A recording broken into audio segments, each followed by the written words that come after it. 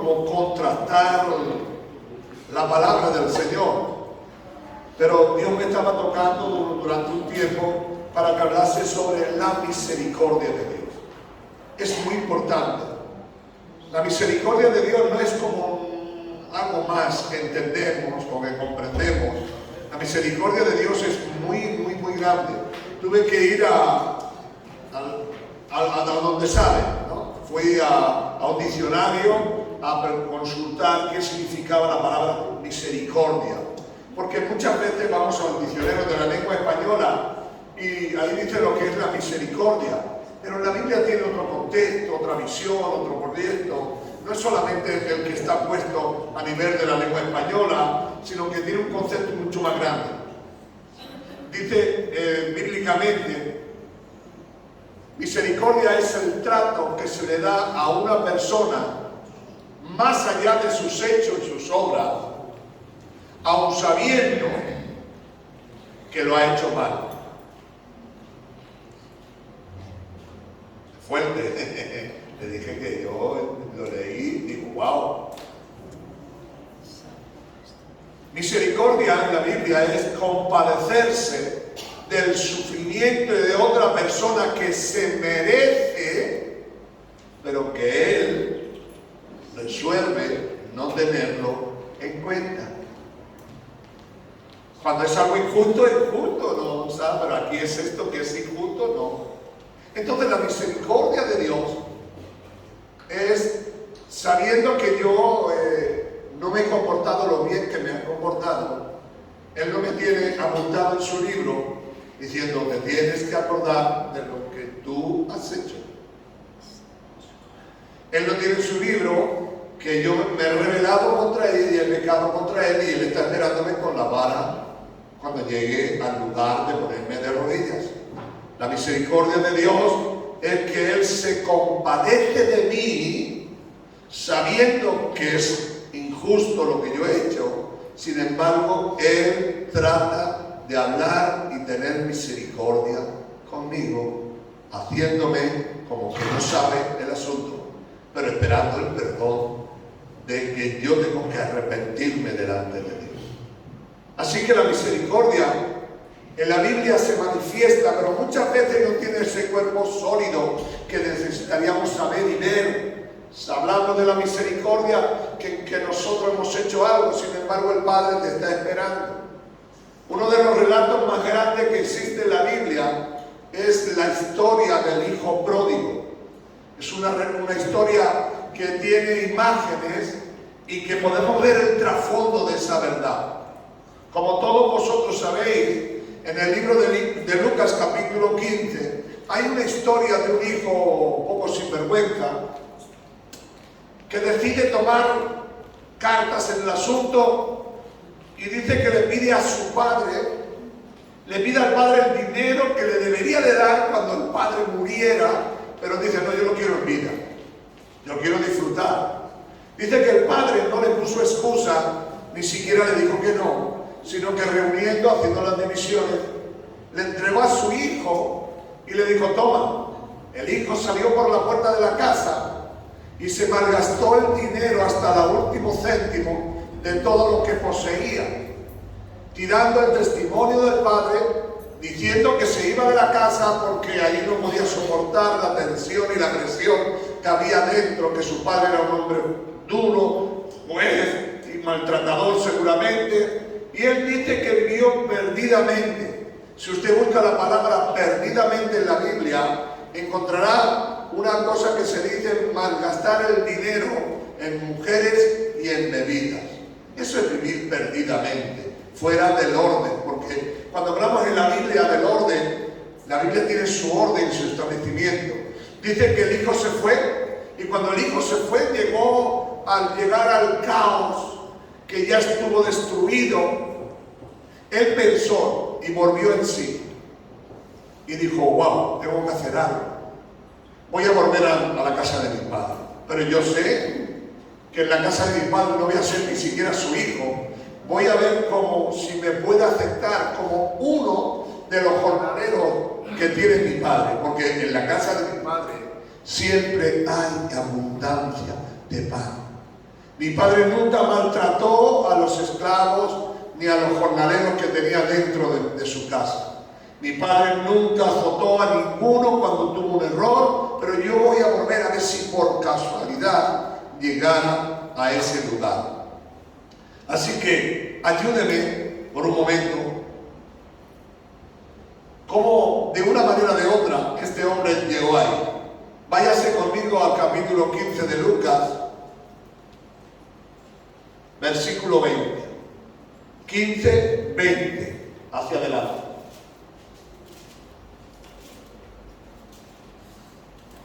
Levantándose vino a su padre. Cuando aún estaba lejos, lo vio su padre y fue movido a misericordia.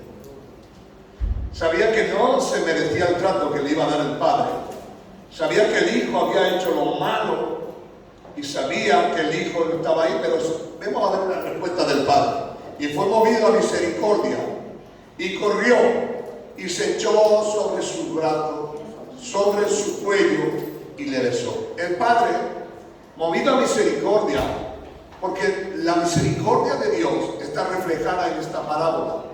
Dice que no hace falta que el hijo viniera a él, sino que él cada mañana se ponía a esperar a su hijo, porque él sabía que tarde o temprano volvería a su casa. Pero él quería ser lo que era, y él siempre fue su hijo, aunque él ya no se consideraba su hijo. Así que su padre fue movido a misericordia, sabiendo todo lo que había hecho el hijo. Y el hijo le dijo: Padre, he pecado contra el cielo y contra ti, ya no soy digno de ser llamado tu hijo. Quiere decir que había un arrepentimiento en el hijo y un reconocimiento que lo había hecho mal. Pero la respuesta del padre, pero el padre le dijo a sus siervos: sacar el mejor vestido, vestirle, ponerle un anillo en su mano y calzado en sus pies, traer el becerro gordo, matarlo, comamos y hagamos. ¡Wow! ¡Aleluya! Esa es la misericordia de Dios. No estuvo con el látigo, no le reprochó, sino que el padre salió corriendo a su encuentro. Lo besó, no le importó la situación. Y después de haberlo besado, le dijo a los criados: saquen el traje que yo había comprado y lo tengo guardado para cuando volviera. No conforme con eso, le dice ponerle un anillo. No conforme con eso, ponerle un calzado. Pero hay algo espectacular en la Biblia. Dios es un Dios de misericordia. Y Dios no estaba pegando palos. Dios está para bendecirte y para decirte: solamente necesita Dios una cosa de ti: reconocer que lo que has hecho está mal. Digan aleluya. Digan gloria a Dios. Él reconoció y en un instante Dios actuó. Pero hay algo que quiero que veas aquí. Dice: saquemos el ¿qué? El becerro gordo. ¿Sabéis lo que significa el becerro gordo? Había un becerro que lo tenían aparte, que le daban de comer aparte, que no tenía mancha ni arrugas ni tenía nada, y lo tenían preparado para el día especial de la Pascua, ese día en el cual el becerro iba a ser sacrificado para Jehová, para el Dios del cielo. Eso que tenían guardado ahí, lo sacaron para dárselo al hijo ingrato, al hijo rebelde, al hijo que no se merecía nada. Pero digan conmigo: Dios es bueno. Digan conmigo: Dios es bueno. Él mostró su amor. Él mostró su paciencia. Él mostró su bondad. A ti te digo, cuando tú te equivoques, solamente reconoce que lo has hecho mal. Y Dios está ahí para besarte, abrazarte y darte. Hagamos fiesta, porque la Biblia así declara que por cuando un pecador se arrepiente hay fiesta en los cielos. Dios celebra esa celebración como algo especial, como algo espectacular. No es el Dios que la gente se imagina, que está con una espada, que está con un látigo, que está azotando, sino el Dios el cual nosotros tenemos, en el cual confiamos. Es el Dios de toda misericordia. Amén. Que espera que vuelvas arrepentido para darte la oportunidad de abrazarte, de quererte, de mimarte. No porque seas bueno, no porque tú hayas hecho nada, porque lo hizo Él todo en la cruz del Calvario. Amén. Así que la misericordia de Dios es más allá del entendimiento humano. La misericordia de Dios, sabiendo Dios todo lo que tú has hecho, Él nunca te reprochará lo que has hecho. Solamente espera que tú te arrepientas, que le pidas perdón, y Dios te va a recibir en sus brazos. Dios te va a abrazar y te va a decir: aquí estoy. Quizás digas tú: es que he hecho cosas muy malas, yo creo que Dios no me va a perdonar. Era bastante maluco, el hijo había hecho algo bastante mal, pero la misericordia de Dios cubre todos tus males más allá, sin que tú te merezcas nada.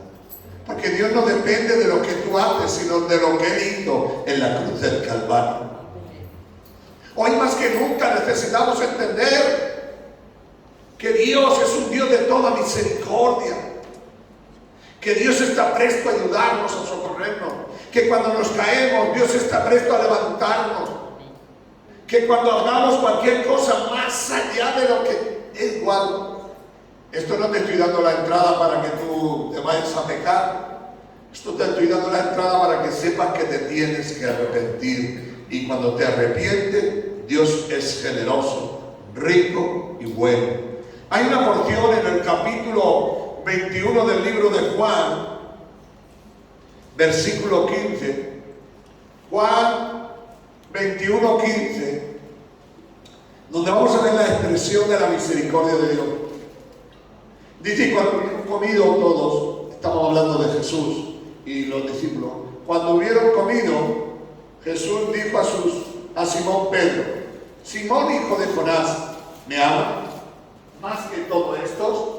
Le respondió: sí, Señor, tú sabes que te amo. Él le dijo: apacienta mis corderos. Seguimos. Volviendo a decirle la segunda vez: Simón, hijo de Jonás, ¿me amas? Pedro le respondió: sí, Señor, tú sabes que te amo. Y le dijo: pastorea mis ovejas. Otra más. Y le dijo la tercera vez: Simón, hijo de Jonás, ¿me amas? Pedro se entristeció de que le dijese la tercera vez: ¿me amas? Respondió Simón: Señor, tú lo sabes todo, tú sabes que te amo. Jesús le dijo: apacienta mis ovejas. ¿Sí conocen la historia de Pedro? ¿Cuánto conocen la historia de Pedro? Amén. Pedro fue el que le dijo a Jesús: nunca me apartaré de ti. Si tengo que morir, moriré. Yo no tengo miedo, yo no soy como todo esto, que te van a dejar, yo no te voy a dejar. El Señor le dijo: Pedro, es que es necesario todo esto. Pero él era impertinente, Pedro era impertinente, y creo que lo decía con todo el corazón: Señor, yo no te voy a dejar. Pero en un momento de su vida el Señor le tuvo que decir: mira, Pedro, pues mira lo que te digo, antes que el gallo cante, tú me vas a negar 3 veces. ¿Sí estás conmigo? Y no le negó de cualquier manera, sino que públicamente, delante de todo el mundo, le preguntaron: oye, tu manera de hablar y tu manera de estar aquí, es que tú eras seguidor de Cristo. Yo no conozco a Cristo. Y empezó a decir barbaridad y a jurar y a perjurar, una y otra vez. Saliendo Jesús de aquel pretorio, mirándolo, Pedro lloró, porque supo que lo que le había dicho Jesús se fue. ¿Os imagináis, hermano, el dolor y el sufrimiento del apóstol Pedro por haber negado a Jesús públicamente, por haberse ido, por haber sido un rebelde, un hombre en contra de la verdad de Dios? Se fue, mire si se fue lejos. Dice que volviendo de nuevo a pescar. ¿Saben lo que significa volviendo de nuevo? ¿Cuántos lo saben? Pues cuando lo ves en el original, dice, y volviendo de Pedro a lo nuevo, a lo que hacía antes. Es decir, que Pedro creía que para él ya no había perdón. Pedro creía, dijo, wow, esta es la ruina para mi vida, yo ya no quiero saber nada. Se fue con Pedro, con Juan, con Jacobo, que eran compañeros de pesca, y se fue a lo que hacía. ¿Qué es lo que hacía? Pescar. ¿Y cuántos de todos nosotros, cuando llega un momento en nuestras vidas que caemos, rebalamos, nos hundimos, decimos, bueno, ya no merece la pena, me da vergüenza volver a Dios? ¿Cómo me dirijo a Dios ahora? Ahora me entrego al mundo y a las cosas del mundo. Pero Dios, qué rico en misericordia. ¿Tienes algo, Pedro? Y cuando se dirige a Pedro, le dice, bueno, ya no me da ninguna oportunidad. El Señor le dice, no, hombre, no. Yo soy Jesús, el que tiene misericordia. Y cuando lo ve cara a cara y está enfrente de Pedro, no le reprocha que le haya negado, no le reprocha que haya blasfemado, o no le reprocha de todo lo que ha hecho, sino que le dice, levántate y sigue con mis hermanos, trabaja con mis ovejas, vas a ser el hombre que vas a llegar a llevar al pueblo a la verdad de Dios. Dígale al que está a su lado, no te preocupes. Si hay arrepentimiento, Dios tiene sus brazos abiertos. ¡Ah, qué maravilloso! Dios no le reprocha a Pedro. Dios no le hace una cruz a Pedro y le dijo, se acabó contigo, tú ya no tienes planes y propósito conmigo, sino que Dios lo acepta, lo coge y le dice, a partir de ahora vas a ser el hombre que vas a marcar la forma. Porque cuando yo te dije en el capítulo 16 de Mateo, versículo 18, le recuerda y le dice, sobre esta roca que es Cristo pondré mi fundamento. Y a ti, Pedro, te daré las llaves del reino de los inconversos gentiles. Así que Pedro es el primer hombre que predica a los gentiles y se convierte. Cornelio está allí y le habla de la verdad de Dios y abre la puerta a los gentiles. Aunque Pedro llamó inmundo a los gentiles, Dios le dijo, no llames inmundo a quien yo limpie con mi sangre. Digan aleluya, digan gloria a Dios. Den un aplauso fuerte a nuestro Dios. Aleluya, aleluya. Hay una verdad patente, la misericordia de Dios pasa los muros. ¿Os imagináis, hermanos, las veces que el diablo le habrá dicho a Pedro, Pedro, no tienes oportunidad, has negado al Señor, has blasfemado, has dicho cosas raras, tú no tienes lugar ya con Dios? ¿Os imagináis, hermano, el tormento de una persona psicológicamente cuando viene el diablo y el diablo te dice, no ores más, ¿para qué quieres orar? Si ya sabes lo que has hecho. No, hombre, no vayas al culto, ¿para qué quieres ir al culto? ¿A qué va la iglesia? Si ya sabes lo que has hecho. Si para ti no hay perdón, mentira.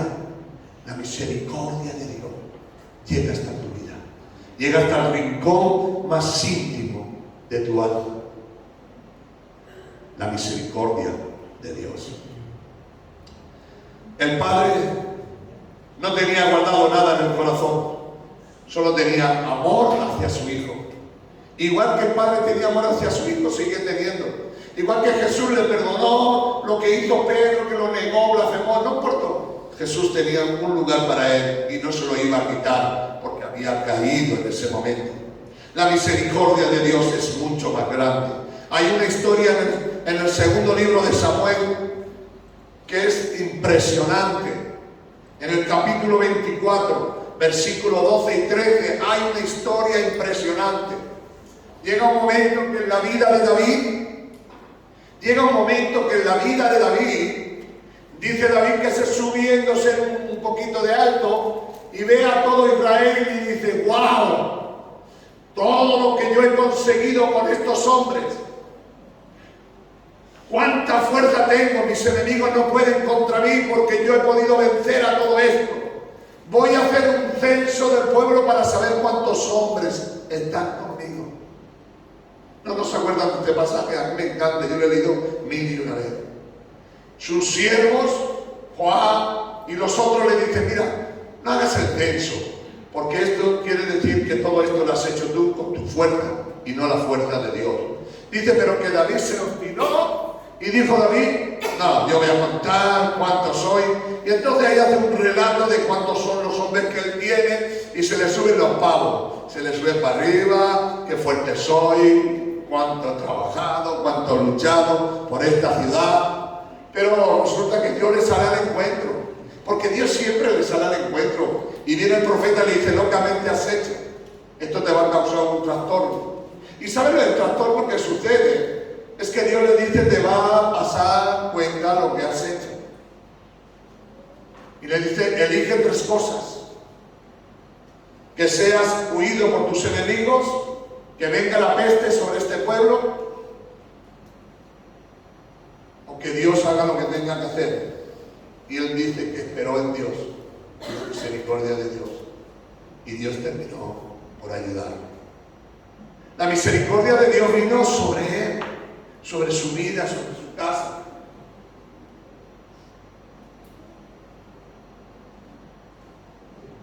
Así le ha dicho Jehová, trae cosas, te ofrezco. Escoge una de ellas para que yo lo haga. Vino pues Agag de David, se le hizo saber, le dijo, ¿quieres que te venga 7 años de hambre en tu tierra? ¿O que haya 3 meses delante o que huyas 3 meses delante de tus enemigos? Y que ellos te persigan, o que 3 días haya peste en tierra. Piensa ahora y mira y respóndeme lo que he enviado. Pero mira otro versículo, David. Entonces David dijo a Agag, en gran angustia estoy. Caigamos ahora en manos de Jehová, porque su misericordia son mucho más. No caiga yo en manos de los hombres. Llegó un momento en que David le dice que haga Dios lo que quiera. Yo creo que lo que Dios podía haber hecho era exterminar a David, porque David se enorgulleció, David se levantó contra Dios y hizo lo contrario a Dios. Sin embargo, Dios le dio una oportunidad. ¿Y saben la oportunidad que le dio Dios? Que había un arrepentimiento y David se arrepintió. Hermano, aunque el diablo venga a tu vida y te llene de orgullo y de soberbia, si tú eres capaz de pedirle perdón a Dios, Dios cambiará tu vida y cambiará tu persona. Así que David confió en Dios y dijo, sé que lo he hecho mal y sé que me merezco la muerte, pero si tú me quieres. ¿Y sabéis lo que sucedió, hermano? Que Dios puso su mano y se cortó en aquel momento. Yo quiero decirle de parte de Dios, David se merecía la muerte. David se merecía que Dios pasara y hiciera juicio sobre su vida. Pero sin embargo, Dios esperó simplemente que David se arrepintiera y creyera que Dios podía ayudar. Cuando tú te equivoques, no olvides nunca que la misericordia de Dios es más grande. Aunque tú te rebeles contra Dios, la misericordia de Dios es más grande y más poderoso. La misericordia de Dios es más allá que toda fuerza humana. Dios es el Dios de la segunda oportunidad. Dios es el Dios de la paciencia y de la bondad. Aunque tú te rebeles contra Dios, Dios siempre está presto para ayudarte y socorrerte. Dios siempre está presto para ayudarte. Se merecía David que muriera porque fue el que pecó él y no el pueblo. Sin embargo, la misericordia de Dios lo libró y lo protegió. Dios siempre tiene una oportunidad. Dice en el libro de Lamentaciones, capítulo 3 y versículo 22 y 23, que nuevas son cada mañana las misericordias de Dios. Eso quiere decir que no tiene un tope, que Dios no se agota y que Dios está siempre presto a tener misericordia hacia nosotros. Nuevas son cada mañana la misericordia de Dios. Dios sabe que lo has hecho mal y que no te mereces nada, pero Dios en su amor vuelve a darte una oportunidad. La misericordia de Dios tiene una fuerza impresionante y está preparada ¿para qué? Para que el hombre no quede hundido en sus problemas y en sus circunstancias. La misericordia de Dios es para que de nuevo entienda que Dios te da una oportunidad para caminar y luchar hasta el final. ¿Sabes por qué? Porque dice en Efesios capítulo 2, versos 4 y 5, dice algo tremendo, que Dios da una oportunidad aún estando nosotros muertos en nuestros delitos y pecados. Dios mostró su misericordia. Dios muestra su misericordia aun cuando tú estás unido, pero Dios, que es rico en misericordia, muestra su amor, muestra su misericordia. Aun estando nosotros muertos en pecado, nos dio vida juntamente con Cristo. Por gracia sois salvos. Quiero que entiendas de parte de Dios. Para Dios no hay causa perdida. Por muy mal que te haya portado, por muy rebelde que haya sido, por muy grande que haya sido el pecado, recuerda esto: la misericordia de Dios es más grande que tu rebeldía, que tu rebelión y que tu pecado, porque aún estando muerto, Dios piensa que tienes oportunidad por la misericordia, porque grandes son las misericordias de Dios.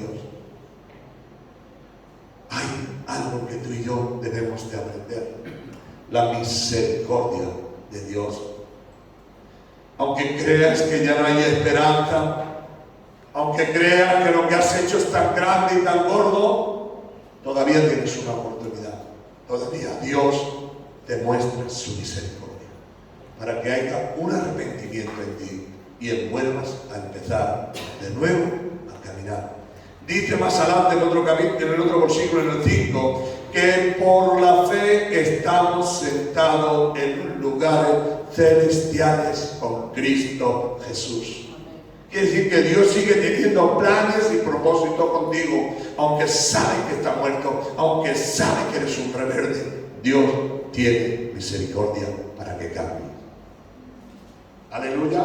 Amén. Gloria a Dios. Amén.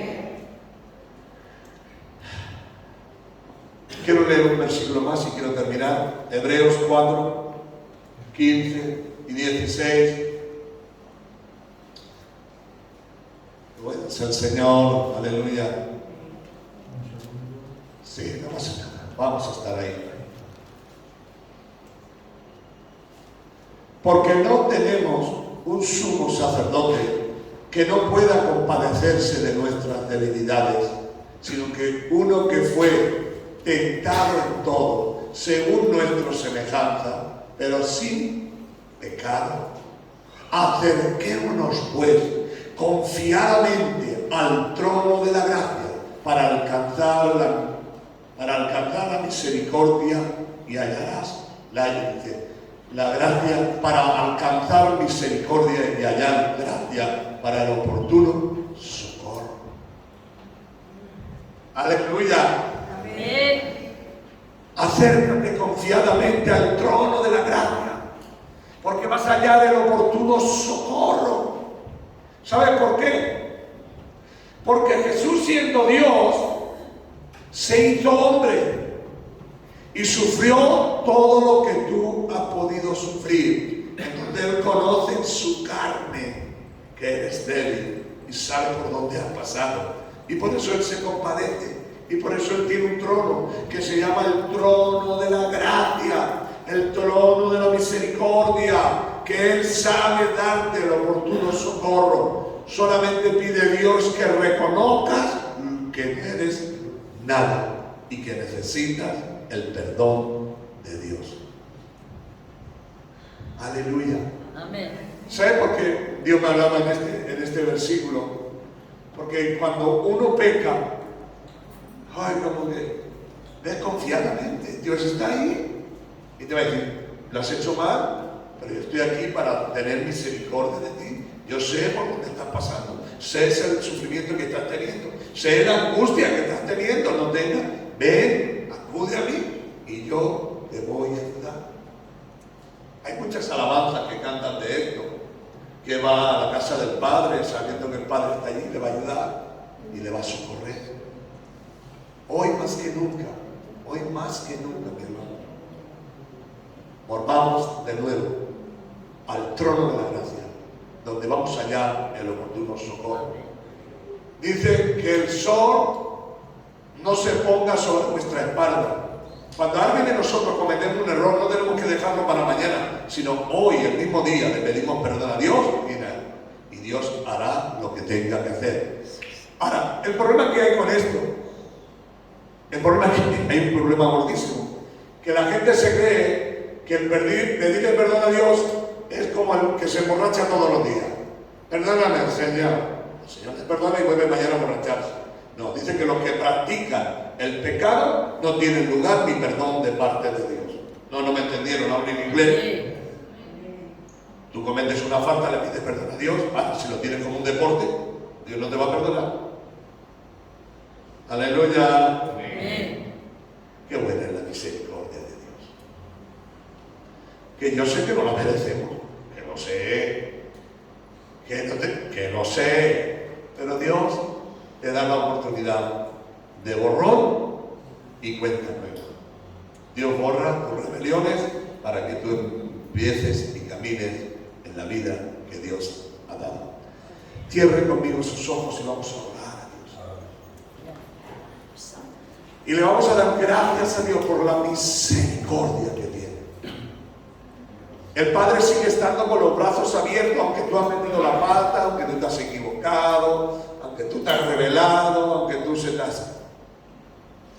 Pero Él está ahí con los brazos abiertos, porque Él tiene un trono que se llama el trono de la misericordia, que aunque sabiendo que lo has hecho, y sabiendo que te has rebelado, sabiendo lo que tú has hecho, el Señor no te recuerda nada de eso, solo espera que tú vayas a Él arrepentido para que Él pueda darte su abrazo. Así que en esta tarde, acércate confiadamente al trono de la gracia para que halles el oportuno socorro. Padre, en el nombre de Jesús, tu palabra que es viva y eficaz y más cortante que cualquier espada, separe hoy lo natural de lo espiritual, para que vivamos vidas consagradas y dispuestas para ti, en el nombre de Jesús. Amén.